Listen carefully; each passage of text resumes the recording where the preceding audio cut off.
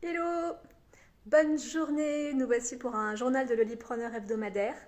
Et cette semaine, j'ai décidé de mettre comme thème intégrer la cyclicité féminine, le cycle féminin, dans sa façon d'entreprendre. Et oui, si vous avez vu passer, je lance la deuxième session de ma formation s'accompagner avec le cycle féminin à la rentrée. Et on traite de cette thématique-là que j'adore bien évidemment autour du fait d'intégrer son cycle féminin dans sa façon d'entreprendre. Donc je trouvais ça assez logique et sympa de pouvoir vous proposer cette thématique lors de ce live hebdomadaire. Alors, par quoi commencer? C'est un vaste sujet, hein, c'est le sujet de la formation. Je vais peut-être commencer simplement en vous partageant moi mon quotidien et comment ça fonctionne pour moi. Déjà, pour intégrer la cyclicité dans sa façon d'entreprendre, il faut déjà la connaître. Donc, suivre son cycle féminin, c'est un petit peu le b.a.-ba pour pouvoir ensuite surfer avec, danser avec, jouer avec et rentrer dans une fluidité dans sa façon d'entreprendre. Je m'explique. Quand on n'intègre pas le fait que la vie, le vivant, notre énergie est cyclique, on a envie de faire toujours la même chose tout le temps. Donc on décide son agenda, son emploi du temps en se disant lundi je fais la compta, mardi je fais de la création de contenu, mercredi je communique, jeudi j'ai mes rendez-vous professionnels, vendredi je vois le banquier.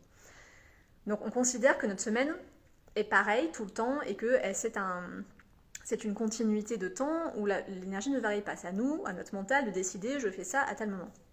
Cependant, on arrive parfois à faire devant notre tâche et pas avoir du tout envie de le faire. Ou alors avoir de la difficulté à s'y mettre. Ou alors commencer une tâche et ensuite avoir la concentration qui part. On ouvre Instagram, on ouvre Facebook, on ouvre les blogs qu'on aime. Enfin bref, on fuit le sujet assez rapidement. Pourquoi? Parce qu'en fait, notre énergie disponible n'est pas celle de la tâche que notre mental a décidé de réaliser aujourd'hui. Ça arrive parfois, vous vous sentez peut-être qu'il y a des rendez-vous, des heures de rendez-vous pendant lesquelles vous n'êtes pas performant. Vous sentez que c'est pas le moment où vous êtes bien, c'est pas un moment où vous arrivez à être en communication avec les gens de façon fluide. Vous êtes simplement en train de vous dire, je sais que ça va pas. Le matin, tôt, c'est pas un moment pour moi pour prendre des rendez-vous. Après la pause du repas du midi, je sens que je suis pas performant. Et bien c'est pareil pour toutes les tâches.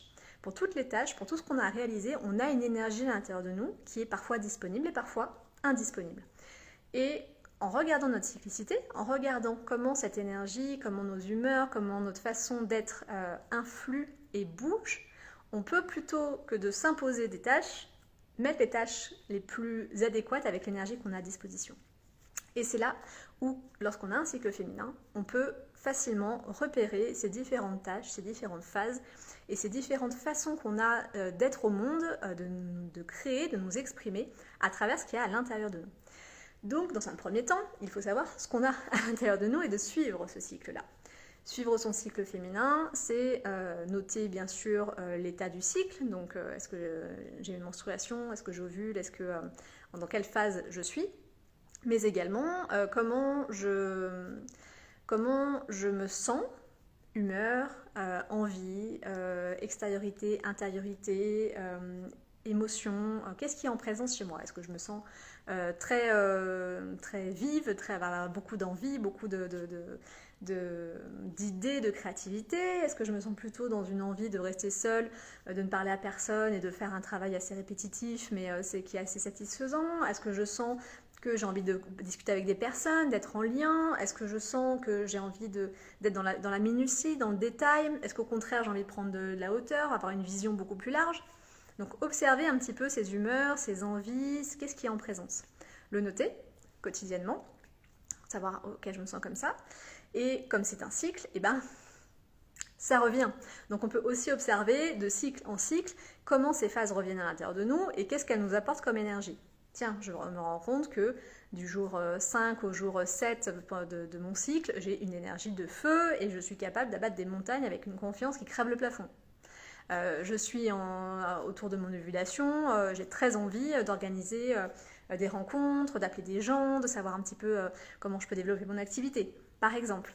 Tout ça, toutes ces phases, toutes ces énergies, toutes ces humeurs et le suivi du cycle, vous l'avez, si vous le souhaitez, dans mon livre Le Journal de mes lunes, qui vous propose à la fois une explication sur chacune des phases et une transmission autour du cycle et du féminin, et à la fois une partie journal à remplir pour que vous puissiez suivre votre cycle et vous puissiez comprendre comment vous fonctionnez. Parce que même s'il y a des grandes phases et des grandes des énergies qui sont traversées, le plus important c'est de comprendre comment votre cycle fonctionne. Quand on sait ça, quand on sait comment fonctionne notre cyclicité, quand on l'a observé, quand on en connaît la texture, on sait la sentir, à ce moment-là, on peut l'intégrer dans notre façon d'entreprendre. Très simplement, moi aujourd'hui, je suis en phase pré-menstruelle. Donc je suis à quelques jours du début de mes règles. C'est la phase qu'on appelle de l'enchanteresse, qui est l'automne intérieur.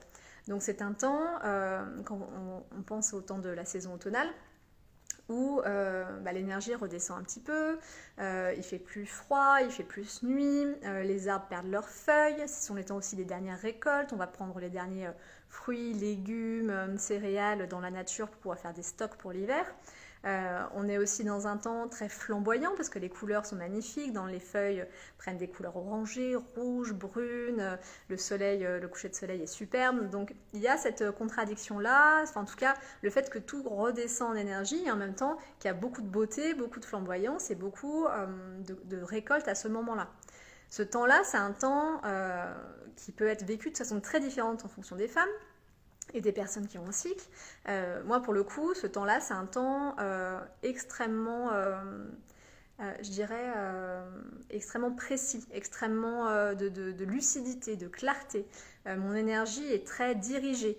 Je sais que je peux faire quelque chose de très en profondeur, où je peux aller vraiment explorer des horizons très profonds. C'est un grand temps de créativité pour moi, c'est un temps où j'adore écrire, où j'adore dessiner, où j'adore créer un projet de zéro. C'est un temps comme ça, créativité à l'intérieur de moi. Pour d'autres personnes, ce temps-là, c'est un temps extrêmement explosif, on a du mal à se poser, on a du mal à savoir, on a du mal à repérer un peu les émotions, les pensées qui nous limitent, les pensées qui sont justes. Moi, pour le coup, c'est une période qui est comme ça. Qu'est-ce que j'ai prévu là pour ces quelques temps à venir ? C'est des temps de créativité. Je travaille sur un projet d'oracle qui va sortir en 2023.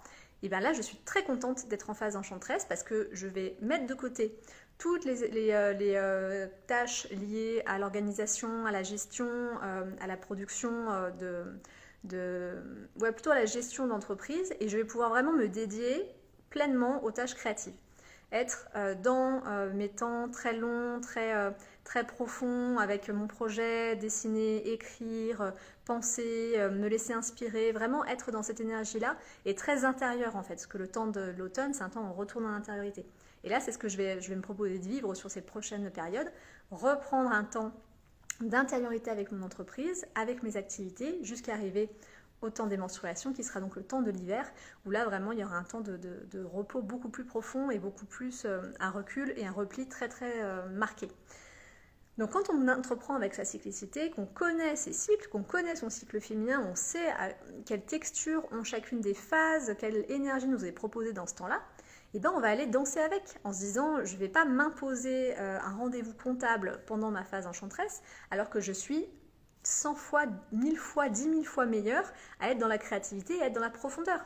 Je ne vais pas... c'est pas un temps où je vais par exemple rencontrer beaucoup de monde, parce que je sens que je ne suis pas la plus ouverte à ce moment-là, je suis plus en réflexion, plus en observation. Donc si je dois rencontrer quelqu'un de nouveau pour mon activité, client, partenaire, c'est pas le meilleur moment. Je vais regarder à quel moment de mon cycle je suis dans cette phase d'ouverture et de connexion à l'autre pour pouvoir à ce moment-là organiser ces temps. Et surtout, je m'autorise à décaler les choses, parce qu'un cycle féminin c'est un flow, c'est pas quelque chose qui est figé. Notre cycle bouge, des fois les phases durent plus ou moins longtemps, notre cycle dure plus ou moins longtemps. Donc à ce moment-là aussi, je m'autorise à respecter le temps de mon cycle et à décaler, annuler, reporter si besoin est. Pourquoi ? Parce que qui a envie d'être avec moi en présence lors d'un rendez-vous professionnel si moi je n'ai pas envie d'être là ? Est-ce que ça sert quelqu'un ? Au-delà du fait de je me suis engagée, on a pris rendez-vous, il va être déçu parce que je vais décaler. Ok, mais est-ce qu'il ne serait pas encore plus déçu que je vienne et que j'offre une prestation médiocre ? Ou est-ce que de décaler de 5 jours, on se retrouve à un moment où je donne le meilleur de moi ? Notamment quand on est dans l'accompagnement, quand on est en lien à l'autre, c'est extrêmement important de pouvoir voir comment vit notre cycle pour être au plus juste avec l'autre. Si on est dans une phase de menstruation, donc quand on a nos lunes, l'hiver intérieur, le temps de la femme sage, et qu'on a envie de voir personne et qu'on a un agenda plein de rendez-vous, comment on peut donner notre meilleure médecine à cet endroit-là?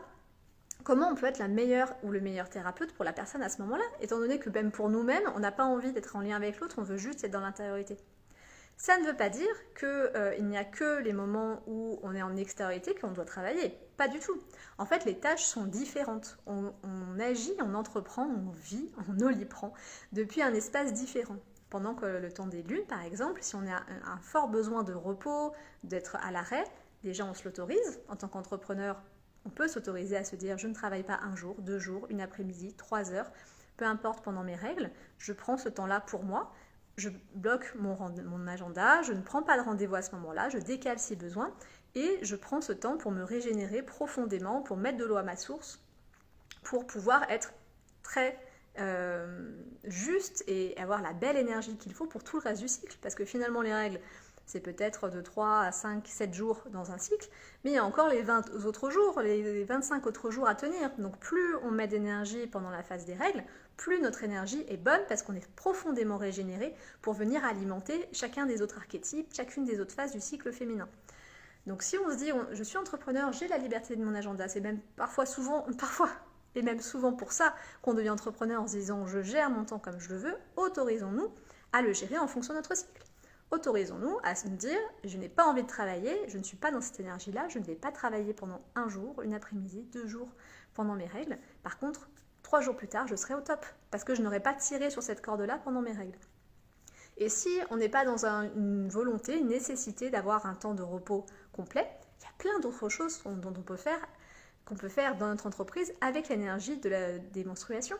L'énergie des menstruations, c'est l'énergie du rêve, de l'intuition, de la grande vision, de savoir profondément qui on est, ce dont on a envie. C'est l'énergie du début et de la fin, de la mort et de la renaissance. Dans notre entreprise, on a besoin aussi de cette énergie-là pour faire le point, par exemple, pour nourrir notre grande vision, pour faire le point stratégique sur notre société, se dire attends, j'en suis où, qu'est-ce que je veux, est-ce que ça je garde, est-ce que ça je garde pas, de quoi j'ai besoin, de quoi j'ai envie, de quoi je rêve, c'est quoi mes grandes idées, c'est quoi mes grands projets, comment je me nourris intérieurement, qui je suis profondément pour ensuite rayonner à l'extérieur.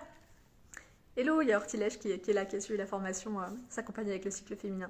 Bienvenue Claire également, l'univers de Julie. Et là, découvrez-vous aussi, bienvenue. Et là, se dire que le temps des règles est un temps pour entreprendre aussi, mais pour entreprendre différemment, pour faire autre chose. Le temps de la jeune fille, le temps donc pré-ovulatoire, le moment où on est en printemps intérieur, où l'énergie remonte, c'est un temps où là on peut se mettre en œuvre. Parce qu'on aura mis de l'eau à notre source, on se sera régénéré en temps de la femme sage. À ce moment-là, pendant le temps des préovulatoires, on pourra se mettre en œuvre, produire, créer, appeler, se mettre en action sans problème, vu qu'on aura nourri la phase d'avant. Et on pourra, si on en a envie à ce moment-là, avoir des plus grandes plages horaires dans la journée, si c'est possible pour nous. Ou peut-être travailler le week-end, si on sent que l'énergie est là. On peut ensuite jongler et travailler en accordéon avec le temps, parce qu'on va le travailler avec notre cyclicité et avec l'énergie qui est en présence. Et ce sera beaucoup plus simple de se dire, je fais ma compta quand je suis en phase préovulatoire, que mon énergie est montante et que je pourrais tout réaliser, plutôt que de se le dire je vais le faire pendant mes règles et que je suis déjà au 36e dessous, que j'ai un petit fond dépressif et de tristesse et que c'est pas le moment de me mettre à cet endroit-là. Si je m'impose de devoir faire ça parce que mon mental a décidé qu'on devait faire ça, je me crée de la frustration, de la contrainte, de la crispation intérieure, alors que je pourrais dire ok, donc là c'est pas le moment de faire ça, ce sera le moment dans 3 jours, 4 jours, ça va très vite le temps d'un cycle. Par contre, là maintenant, je peux nourrir ce que peut-être je repousse quand je suis en phase productive et en phase d'ouverture et en phase de communication, qui est de travailler sur ma vision, travailler sur les profondeurs de ma boîte. Ça peut être un grand moment de connexion. Le temps de l'ovulation, donc le temps vraiment au centre de notre cycle, c'est le temps du rayonnement, le temps de la communication. C'est peut-être le moment où on va facilement prendre le téléphone pour appeler quelqu'un, un prospect, un partenaire, créer un projet, parler de soi, communiquer, faire une vidéo sur Instagram ou sur YouTube. Bref, c'est un temps où on est OK pour parler. Si on s'impose de le faire pendant nos règles ou pendant notre phase enchanteresse, on n'est pas dans la meilleure énergie pour le faire parce que c'est pas le moment pour nous de réaliser ça. Le moment pour nous, c'est quand on est en phase d'ovulation. Ou peut-être pas en fonction de votre cycle. Donc vraiment, c'est primordial de savoir à quoi ressemble votre cycle, quelle est sa texture, quel est son rythme, quelle est sa durée, comment sont vos archétypes, et sont tous et toutes différentes. Moi, par exemple, le temps de la femme sage, c'est pas un temps de repos complet pour moi. Je vais peut-être me reposer une après-midi, mais j'ai pas besoin de prendre 3 jours. J'ai la chance de ne pas avoir de douleurs menstruelles ou de problématiques de santé à ce niveau-là, ce qui fait que je sens plutôt que j'ai un besoin de lever le pied, où je vais faire un peu moins de sport, je vais faire des journées un peu plus courtes, je vais faire des missions et des tâches pas très soutenues ou qui ne demandent pas trop de concentration, des petites choses comme ça, donc je vais me permettre de voir plus grand et de ne pas être dans le détail, par exemple, à ce moment-là. Chose que j'aurais fait juste avant, vu que juste avant, c'est la phase enchanteresse, celle où je suis actuellement, et je vous partageais qu'à ce moment-là, j'ai aucun problème pour aller en profondeur et aller voir le détail. Chacune des phases importantes, il n'y a aucune qui a plus de valeur que l'autre. Elles ont toutes de la valeur. C'est comment je les articule, comment je les fais rentrer en moi, comment je les observe et comment je leur donne ce dont elles ont besoin. Parce qu'elles sont aussi nourries de ça. Une jeune fille, donc un temps préovulatoire, qui a une énergie de folle et on lui donne rien à faire, elle tourne en rond. Elle devient feu, elle a toute cette zone d'énergie-là qui n'est pas mise à disposition. C'est pas ok pour elle, elle veut pas ça. Elle veut pouvoir faire quelque chose, donnons-lui quelque chose à faire. Et à contrario, notre femme sage, notre temps des menstruations, veut simplement être dans un canapé et regarder la dernière saison de Stranger Things. Donnons-lui ça, parce que quand elle l'aura vu, ce sera fait et ensuite la jeune fille pourra se mettre en action. Toute cette cyclicité, tout ce cycle féminin, c'est une nourriture incroyable pour votre boîte. Incroyable. Déjà, c'est une nourriture que les personnes qui n'ont pas de cycle n'ont pas. Donc, ils sont dans une recherche linéaire constante. Et là, c'est de s'autoriser à se dire, ok, je vais avec le mouvement du vivant, je vais avec les hauts, je vais avec les bas. Et dans ce mouvement-là, à chaque fois, il y a une richesse à trouver. À chaque fois, il y a une richesse à trouver. Donc, quand je suis dans une phase qui me porte, je suis portée encore plus par mon cycle féminin. Quand je suis dans une phase qui descend, je suis supportée par mon cycle féminin parce que j'aurai la bonne énergie pour le faire. Donc à chaque fois, quand on entreprend et qu'on a cette liberté d'agenda, de décision, de qu'est-ce que je vais faire maintenant et ici, c'est hyper précieux. Et c'est aussi possible si on travaille avec des gens à l'extérieur. Plus on communique sur notre cycle, plus l'autre peut comprendre dans quelle phase on est et va se dire, de la même façon que je vous évoquais l'exemple de reporter un rendez-vous, va se dire mais j'ai pas envie d'être avec quelqu'un qui n'a pas envie d'être là. Je vais pas imposer une deadline qui est une projection de ce que j'appelle dictateur planning qui va nous dire il faut faire ça à telle heure, telle date. Pourquoi ? Parce que le planning de machin, il y a ça après, il y a ça avant. Ok, mais si c'est pas le bon moment, pourquoi je vais m'imposer de faire quelque chose de médiocre parce que le dictateur planning a dit qu'on devait le faire, alors que je pourrais faire quelque chose de génial quand l'énergie sera là. C'est toute la richesse et la puissance avec le cycle féminin de l'intégrer dans notre façon d'entreprendre. Je regarde ce qui est en présence et je surfe avec. Aller surfer sur une mer plate, c'est pas hyper excitant. Aller surfer quand les vagues sont là et y aller, c'est là où on a le plus de plaisir et où il y a le plus de réussite. Donc à travers ça, je vous invite vraiment à regarder, suivre votre cycle, bien évidemment, avec le journal de mes lunes ou pas, si vous avez un autre outil qui vous parle, de pouvoir écrire, vraiment regarder comment ça fonctionne et vous pouvez vous mettre l'intention de regarder au niveau professionnel dans un premier temps. À quoi ressemble mon cycle au niveau professionnel ? Comment je suis, quelle tâche j'ai envie de faire, c'est quoi ma courbe de productivité ? Et ensuite, d'aller vous autoriser à vivre avec votre cycle, à décaler les rendez-vous, à vous organiser en fonction, à célébrer ces instants-là, parce que c'est de plus en plus on le fait, plus notre roue est nourrie, notre roue du féminin, notre cycle est nourri, et plus en fait on en tire des bénéfices et des cadeaux, et ça devient une seconde nature et un automatisme en fait. Moi je suis plus forcément mon cycle tous les jours, ça fait plus de 5 ans que je le fais, je le connais bien maintenant, je sais repérer les changements, les variations d'humeur à l'intérieur de moi. Donc quand je sens cette variation d'humeur là arriver, je bouge mon planning. Je dis bah là cette énergie là elle est plus disponible, donc je vais faire autre chose. Par contre elle sera disponible plus tard et je vais décaler. Et à chaque fois ça me permet d'être comme ça avec le flot du vivant et avec le flot de ce qui est à disposition. Et forcément de se sentir plus porté que d'avoir l'impression de devoir sans cesse faire, et sans cesse faire seul, et sans cesse faire avec des contraintes et des boulets aux pieds, quoi. C'est un peu l'idée d'intégrer le cycle féminin à son entreprise et à sa façon d'entreprendre. Si vous avez des questions, n'hésitez pas, ou des partages à me faire, n'hésitez pas à le faire en commentaire ou ensuite sous la vidéo quand elle sera en replay. La semaine prochaine, ce sera le dernier journal de Lolipreneur, je pense, jusqu'à septembre, parce que je vais prendre une grande pause estivale pour à la fois me reposer et à la fois travailler sur mon projet éditorial. Donc c'est un temps que je vais dédier à mon enchanteresse, plus particulièrement.